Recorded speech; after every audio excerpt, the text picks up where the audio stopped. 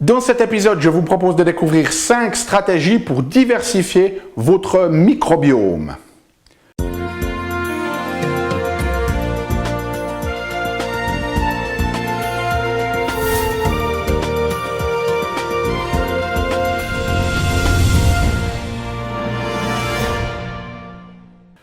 Parce que la vie est bien trop magique pour être petite et que nous avons tous besoin d'une prescription pour grandir en conscience et faire que nos rêves dévorent notre vie. Bonjour, je suis le Dr Yannick Pauly. Bienvenue à un nouvel épisode d'une grande vie où chaque semaine je vous propose de découvrir des stratégies pratiques pour grandir en conscience, qu'elles soient d'ordre physique, émotionnel, psychologique ou spirituel, parce que c'est cette conscience qui est au cœur d'une vie pleinement vécue et de notre évolution en tant qu'être humain. Alors, cette semaine, dans cet épisode, ce que je voulais faire avec vous, c'est de vous parler un petit peu de notre microbiome, de cette flore intestinale, de cette présence de bactéries et d'autres agents infectieux que l'on a à l'intérieur de notre corps et qui jouent un rôle fondamental, en fait, dans notre santé. Et ce que j'aimerais vous faire, c'est vous donner 5 stratégies pour aider à améliorer, diversifier ce microbiome. Alors, pourquoi est-ce qu'on parle de microbiome? Eh bien, ce microbiome, tout d'abord, c'est quoi? Eh bien, ce sont, en fait, des bactéries ou d'autres agents qui sont à l'intérieur de notre corps, ça peut être aussi des virus, ça peut aussi être, maintenant on le sait, des formes de champignons, qui vont jouer un rôle qu'on appelle commensal, c'est-à-dire qu'ils vont nous aider à bien fonctionner. Alors, vous avez très certainement déjà entendu parler de la flore intestinale, eh bien, c'est effectivement là que l'on a la plus grosse proportion de notre microbiome, mais on est en train de se rendre compte qu'on a du microbiome partout, même dans certains endroits où on pensait qu'il n'y avait avant pas de bactéries, on découvre maintenant qu'il y a un microbiome. On sait par exemple que c'est le cas de l'œil, on sait que c'est le cas de la bouche, etc., etc. Donc ce microbiome, il est extrêmement important. Et je ne vais pas entrer dans tous les détails de toutes les fonctions physiologiques que font notre microbiome, mais elle joue un rôle, ce microbiome, il joue un rôle très très important dans la détoxification, dans la production de certaines vitamines, et il va jouer aussi un rôle très très important au niveau de l'interface de notre intestin, qui représente en fait une frontière entre l'extérieur et l'intérieur. Et ce microbiome, eh bien, il va aider notamment à entraîner notre système immunitaire à reconnaître ce qui est soi et ce qui est non soi. Donc, il est très, très important. Et vous savez qu'avec l'évolution des temps modernes, eh bien, il y a de plus en plus de facteurs qui vont affecter ce microbiome. C'est vrai des antibiotiques, c'est vrai des médicaments anti-inflammatoires contre la douleur. C'est vrai de l'alimentation aussi. Donc ce microbiome, il va être influencé de manière plus ou moins positive ou négative. Et on sait aujourd'hui que ce microbiome, il est impliqué dans une myriade de maladies et de problèmes de santé. Et l'on sait que c'est un de ces facteurs qui, avec l'inflammation, eh bien, participe à de nombreuses maladies. Donc c'est très très important. Maintenant, un des concepts et un des mots-clés qu'il faut retenir avec ce microbiome, c'est, avant on parlait très souvent de prendre des probiotiques ou des choses comme ça pour aider notre microbiome, mais ce qu'il faut garder à l'esprit, c'est que vraiment ce que la science est en train de montrer, ce qui est important au niveau de notre microbiome, c'est la diversité, c'est-à-dire avoir un microbiome qui est très divers, qui n'est pas limité juste à quelques types de bactéries ou d'agents, mais qui soit vraiment très divers. Okay? Ça, c'est fondamental et c'est ce qu'on va vous montrer comment améliorer cette diversité aujourd'hui. Maintenant, un autre concept qu'il faut savoir, c'est que, en fait, à l'intérieur de notre microbiome, eh bien, ce microbiome ici, il va être nourri avec des éléments que l'on appelle des prébiotiques. Okay. Et puis ensuite, ce microbiome, on l'apparente très souvent aux probiotiques. C'est probiotiques que vous pouvez prendre par voie orale. Et en fait, cela va créer ce qu'on appelle des postbiotiques, notamment ici des acides gras à chaîne courte qui sont aussi très très importants pour notre corps. Donc une des choses qu'il faut savoir, c'est que notre alimentation, elle va nourrir ce microbiome et c'est là qu'on a notamment un danger avec tous les régimes qui vont réduire un certain nombre d'aliments, certains régimes même thérapeutiques où l'on élimine par exemple le gluten et la caséine.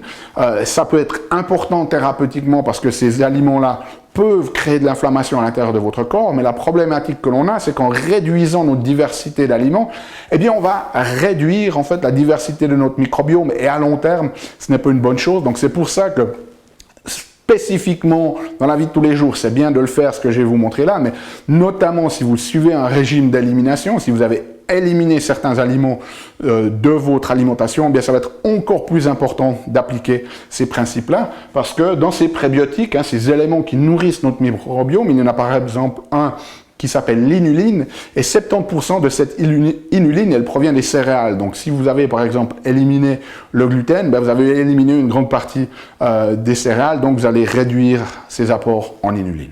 Alors, entrons dans le vif du sujet.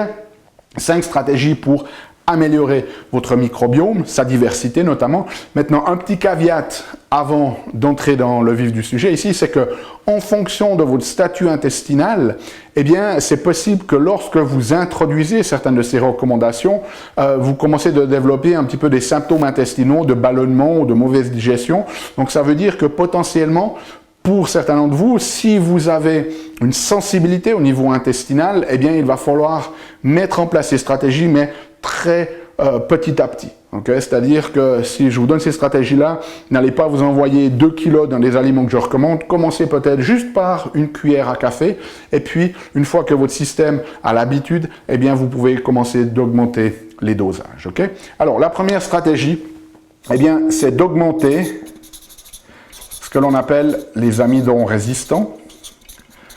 Et ces amidons résistants, c'est quoi? Ce sont des hydrates de carbone qui ne sont pas facilement digérés, en fait, et donc qui vont arriver quasiment intacts dans notre intestin, dans notre côlon, et qui vont ensuite être digérés par notre microbiome pour créer notamment ces acides gras à chaîne courte. Alors, mes favoris, il y en a 3, vous en avez tout plein, vous pouvez aller mettre sur internet, Google, amidon résistant, et vous allez trouver plein de sources, mais moi, mes 3 favoris sont les suivants. Le premier, c'est le céleri, okay, excellente source, notamment si vous le consommez cru comme ça.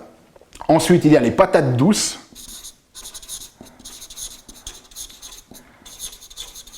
notamment les patates douces violettes, parce qu'elles contiennent aussi énormément de polyphénol. Et puis ensuite, au niveau des pâtes, eh bien, des pâtes à base de konjac. Ce sont les pâtes, ou ce qu'on appelle le riz aussi, shirataki. Okay? Excellente source ici. Donc, une des recommandations que vous pouvez faire, notamment si vous devez éliminer tout ce qui est à base de gluten, puis que vous avez éliminé une grande partie des pâtes, vous pouvez vous rediriger sur ces pâtes à base de konjac, les pâtes shirataki. Okay? Deuxième stratégie, eh bien, c'est d'augmenter justement cette consommation d'inuline.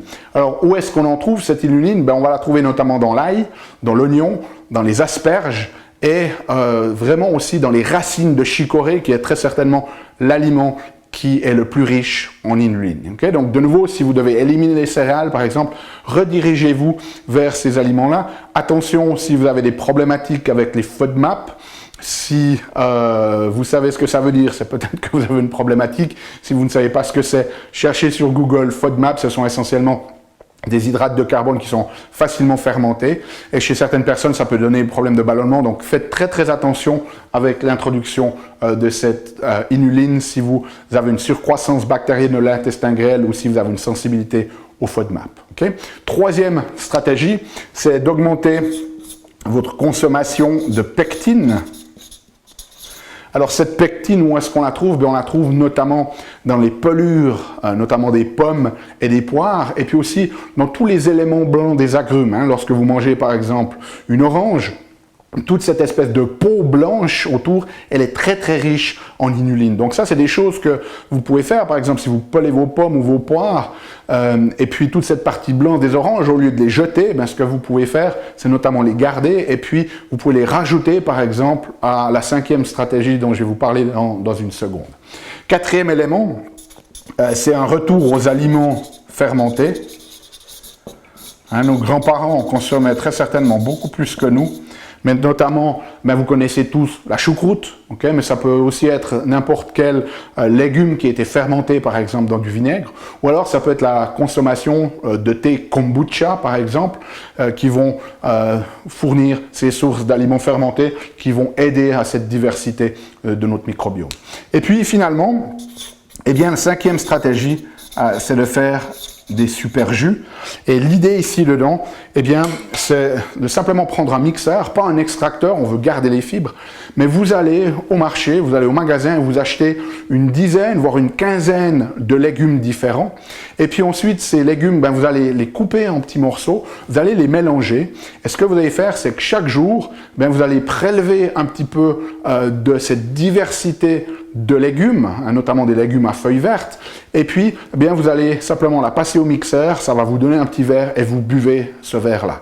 Et ce que ça va nous faire, c'est que l'idée ici, c'est pas une question de consommer énormément de quantité de ces éléments-là, mais vraiment d'avoir une diversité. Donc vraiment des jus où vous prenez une poignée, mais à l'intérieur de cette poignée, ou 2 poignées pour faire votre jus, il y a au moins 10, 15, peut-être même, si vous voulez être un peu plus vaste, même une vingtaine de légumes différents. Okay? Et puis, eh bien, vous pouvez rajouter par exemple la pectine à l'intérieur, voire un peu d'ilunil.